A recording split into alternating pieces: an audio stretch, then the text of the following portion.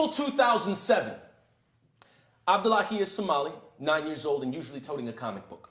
He's the kind of kid kind enough to give bullies the benefit of his doubts, always able to find it in his heart to live, let die, and forgive. You can usually find him on the other side of the basketball rim watching the other kids play until the fight breaks out. Not for cheap entertainment, but because the violence to him plays like a science of risk, and he's trying to figure it out. So when I arrived to work after school for after-school homework this particular evening, Abdullahi, usually eager to learn or just happy to not be in school, looks deflated. A face vacant and devoid of joy, staring at the carpet. And so I do like any cheesy after-school special would, and I'll march up. Hey, buddy, what's the problem? Oh, you haven't heard, he says. Somebody shot Captain America, bro. Yeah. Well, who shot him, I ask?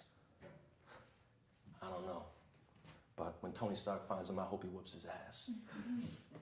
And of all the socio-political parallels I could draw at this juncture, perhaps gun violence in America, shooting down the human symbol of the United States, or maybe even Abdullahi, a first-generation East African immigrant, deifying a white guy with a crew cut out of a comic book and mourning his death like it were his grandfather. I mean, you could really go with that. You could make some really special shit out of that, you know?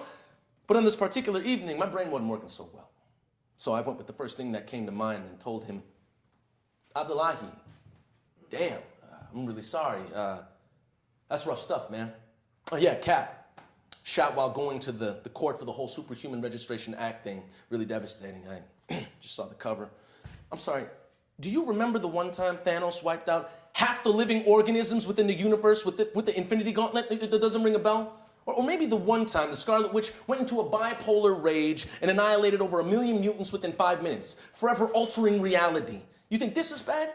Try waking up in a world where Lincoln never freed the slaves over taxes, Hitler won, and the movie Starship Troopers doesn't exist. Not a world I want to live in, man.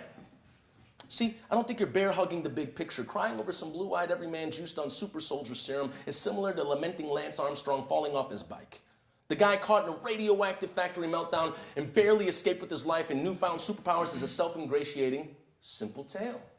A woman born with ethereal rights to fly, shoot lasers from her eyes, and make a cape look fashionable is a simple tale.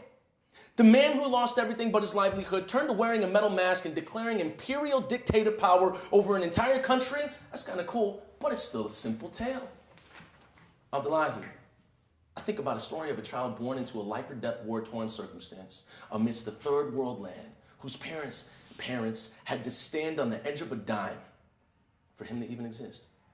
And this child would someday, by the most improbable odds, find himself on a plane to an imperial nation where he would soon call his home, grow and prosper to someday even the playing field, so his children's children wouldn't have to stand so close to making a living.